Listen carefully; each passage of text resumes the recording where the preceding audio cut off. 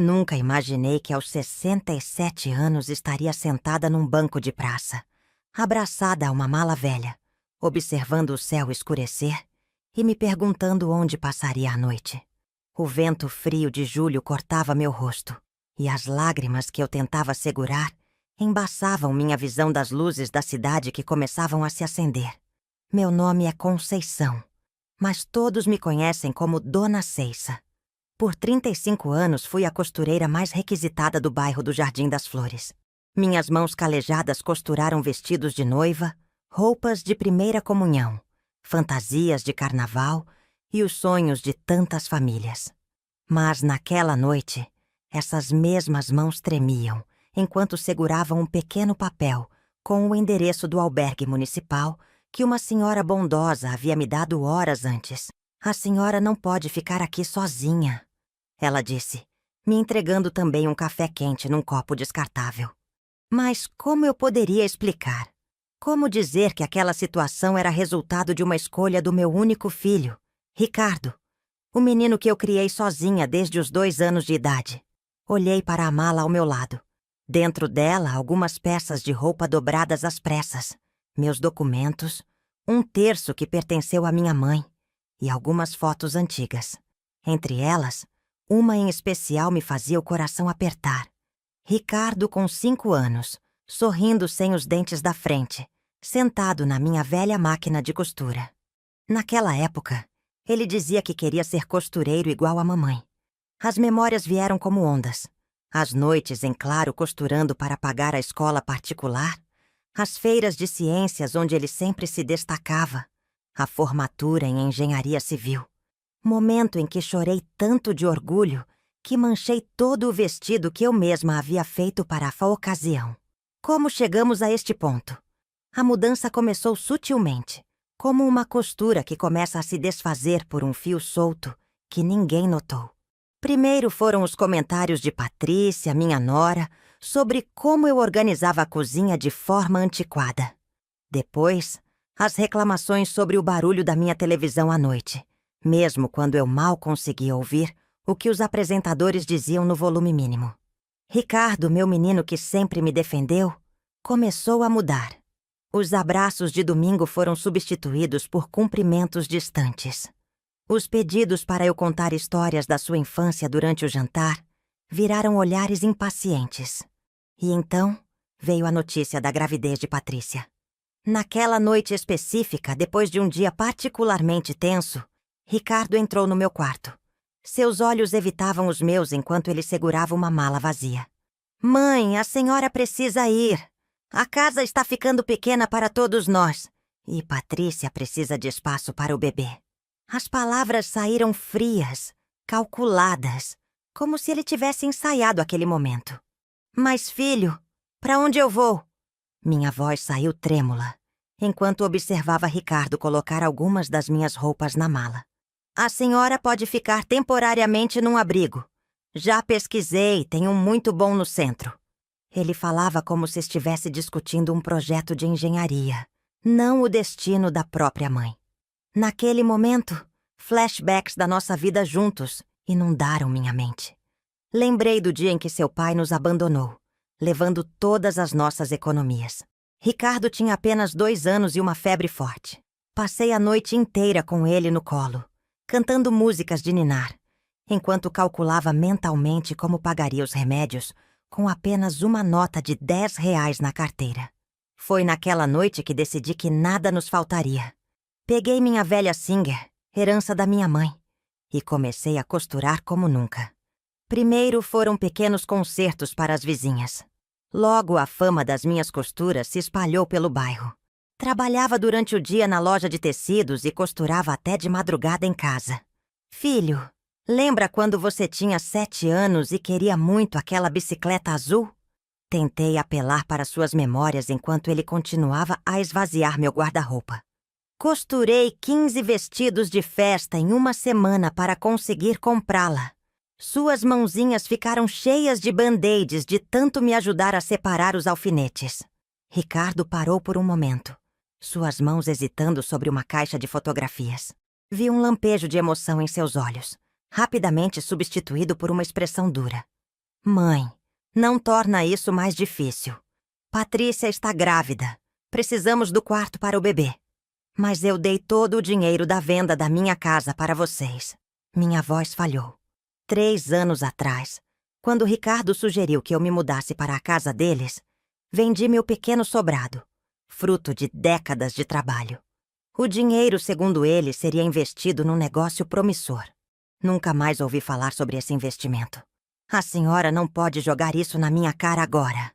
Sua voz subiu, fazendo-me encolher. Demos casa e comida por 3 anos, mas agora as coisas mudaram. Patrícia precisa de tranquilidade na gravidez. E a senhora... A senhora tem seus costumes antigos, seu jeito difícil. Difícil? Eu que sempre tentei ocupar o menor espaço possível naquela casa? Que engolia em silêncio os comentários maldosos de Patrícia? Que cozinhava, limpava e ainda ajudava nas despesas com minhas costuras? Filho, me dá só mais um tempinho. Posso procurar um lugar pequeno para alugar, voltar a costurar mais? Implorei, sentindo as lágrimas escorrerem. Ricardo já estava na porta, a mala pronta ao seu lado. A van do abrigo vem buscar a senhora amanhã às 9 horas. É um lugar bom. Tem outras senhoras da sua idade. Ele falou sem me olhar nos olhos. Vou deixar um dinheiro para a senhora se virar nos primeiros dias. Naquela noite não consegui dormir. Sentada na beirada da cama, passei horas olhando para as paredes do quarto que em breve seria do meu neto. Um neto que, pelo visto, eu não conheceria. Nas paredes ainda estavam as marcas dos quadros que eu havia tirado. Manchas mais claras que contavam histórias de momentos felizes que agora pareciam tão distantes. Quando o sol começou a nascer, eu já estava de pé. Não esperaria pela van do abrigo. O pouco de dignidade que me restava não permitiria ser levada como um objeto descartável. Arrumei a pequena mala com o básico.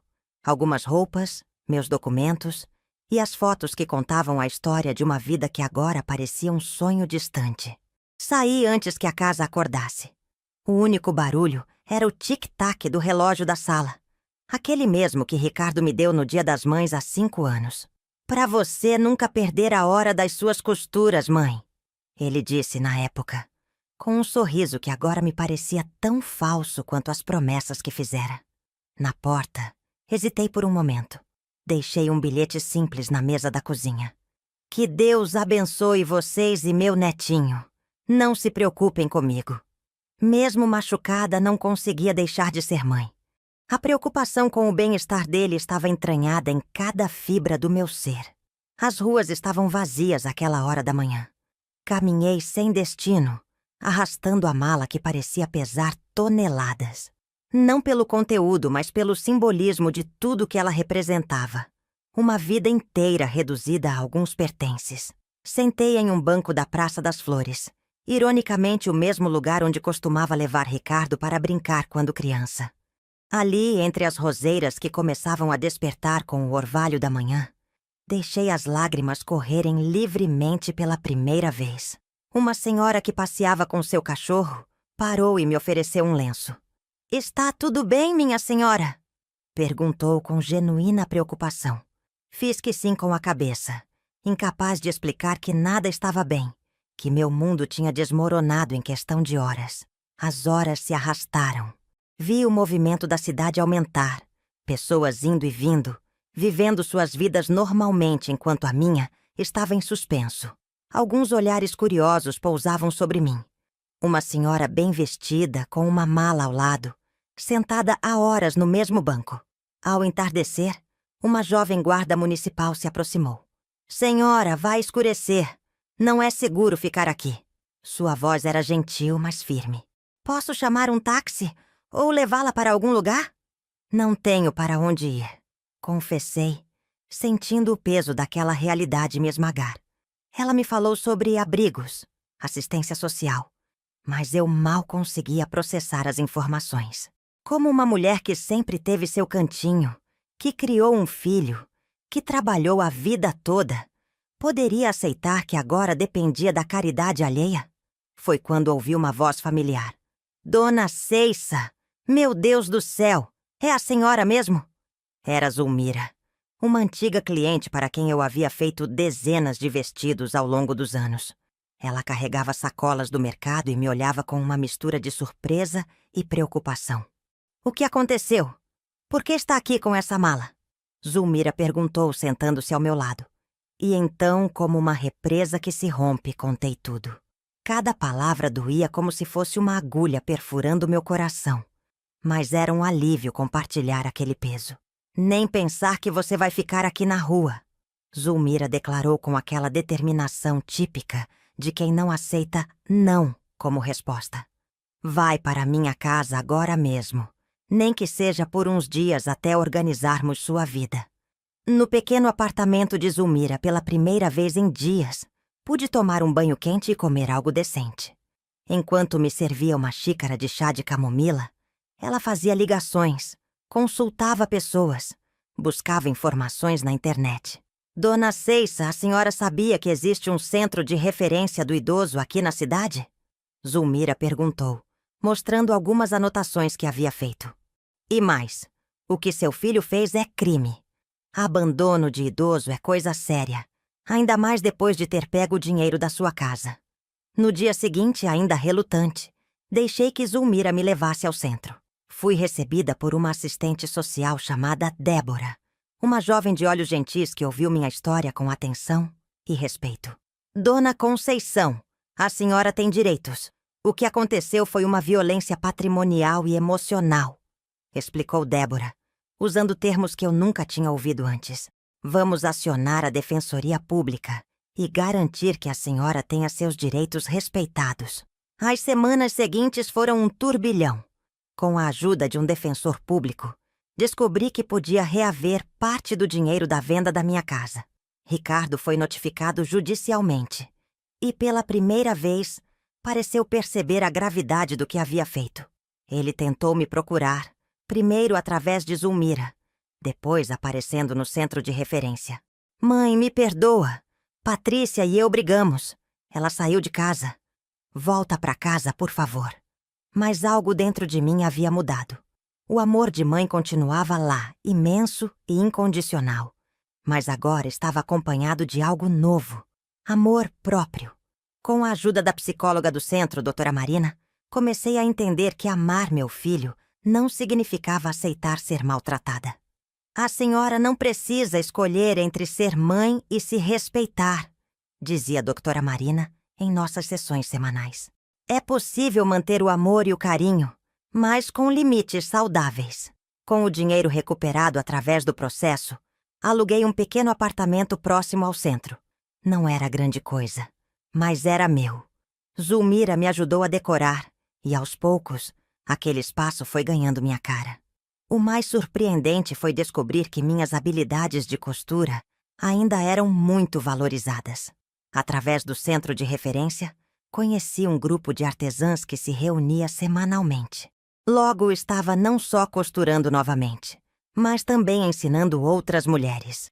Minha vida começou a ganhar novos contornos, como um tecido que vai sendo moldado ponto a ponto. No grupo de artesãs, conheci Dona Teresa, que também havia passado por situação semelhante com sua família. Juntas, tivemos a ideia de criar um projeto de costura social, ensinando o ofício para mulheres em situação de vulnerabilidade. "Sabe, Ceissa", disse Teresa durante um de nossos cafés da tarde, "às vezes precisamos nos perder para nos encontrar." E como ela estava certa! Aos 70 anos eu estava descobrindo uma nova versão de mim mesma, mais forte e determinada do que jamais imaginei ser. Nossa pequena oficina de costura começou a crescer. Com o apoio do centro de referência, conseguimos um espaço maior e algumas máquinas de costura doadas. Ver os olhos das alunas brilhando ao conseguirem fazer seu primeiro ponto reto me lembrava de mim mesma, décadas atrás, descobrindo o poder transformador da costura. Ricardo continuou tentando contato. Mandava mensagens, ligava para Zulmira, até mesmo apareceu algumas vezes na porta do centro de referência. Patrícia havia realmente saído de casa, levando consigo o bebê que esperava. Meu filho estava experimentando sua própria dose de solidão e arrependimento. Numa tarde de domingo, depois de muita reflexão e algumas sessões com doutora Marina, decidi atender uma de suas ligações. Mãe, sua voz estava embargada. Eu sei que não mereço seu perdão, mas preciso te dizer o quanto me arrependo. Fui um monstro. Deixei Patrícia me manipular. Esqueci tudo que a senhora fez por mim. Respirei fundo antes de responder. Filho, você sempre será meu filho e sempre vou te amar. Mas algumas coisas não podem voltar a ser como eram antes. Precisamos construir uma nova forma de nos relacionar, com respeito e limites. Começamos então um processo lento de reaproximação. Nossos encontros eram em lugares públicos, geralmente na cafeteria perto da oficina de costura. Aos poucos, Ricardo foi conhecendo essa nova versão da sua mãe. Não mais a senhora submissa que aceitava tudo calada, mas uma mulher que havia descoberto seu valor. Em uma dessas conversas, ele me contou que havia começado terapia. Precisei perder tudo para entender o quanto estava errado, mãe. O dinheiro da sua casa. Vou devolver cada centavo, mesmo que demore anos. Patrícia acabou voltando para casa com o bebê, meu neto Miguel. Nossa relação, porém, manteve-se distante e formal, o que sinceramente era melhor para todos. Conheci Miguel em pequenos encontros supervisionados, sempre na presença de Ricardo. E descobri que o amor de avó também pode florescer, mesmo em terreno árido. Hoje, 3 anos depois daquela noite fria em que me vi sozinha num banco de praça, olho para trás e mal reconheço a mulher assustada que eu era. Nossa oficina de costura, Pontos de Amor, já ajudou mais de 50 mulheres a conquistarem independência financeira através da costura. Algumas chegaram até nós em situações semelhantes à minha, carregando não apenas retalhos de tecido, mas também retalhos de sonhos despedaçados. Todas as quartas-feiras nosso grupo se reúne, não apenas para costurar, mas para compartilhar histórias, medos e esperanças. Entre pontos e alinhavos, construímos uma rede de apoio que vai muito além do artesanato. Como costumo dizer às minhas alunas, cada ponto que damos é um passo para a liberdade. Minha relação com Ricardo encontrou um novo equilíbrio. Nos vemos regularmente, mas mantenho minha independência. Meu netinho Miguel, agora com 2 anos, adora brincar com os retalhos coloridos da vovó e já demonstra curiosidade pela máquina de costura. Claro, sempre sob supervisão atenta. O dinheiro que Ricardo está me devolvendo aos poucos vai para um fundo que criei para ajudar outras idosas em situação de vulnerabilidade. É uma forma de transformar aquela experiência dolorosa em algo positivo para outras pessoas. Zulmira continua sendo minha melhor amiga e agora também faz parte do projeto, ensinando bordado para nossas alunas. Quem diria, Ceissa? Ela sempre comenta que aquele dia triste na praça seria o começo de tanta coisa boa. A vida me ensinou que nunca é tarde para recomeçar, que nossa idade não define nossa capacidade de sonhar e realizar. Cada ruga no meu rosto conta uma história de superação. Cada fio branco no meu cabelo é uma lição aprendida. Para você que está ouvindo esta história, quero deixar uma mensagem. Não permita que ninguém, nem mesmo família, diminua seu valor. Busque ajuda, lute pelos seus direitos. Reconheça seu valor. Como uma costura bem feita, nossa dignidade precisa ser construída ponto a ponto, dia após dia. E antes de encerrar esta história, quero fazer um pedido especial. Se ela tocou seu coração, deixe seu like, se inscreva no canal e compartilhe com quem possa precisar ouvir. Suas ações podem ajudar outras pessoas a encontrarem força para recomeçar, assim como eu encontrei.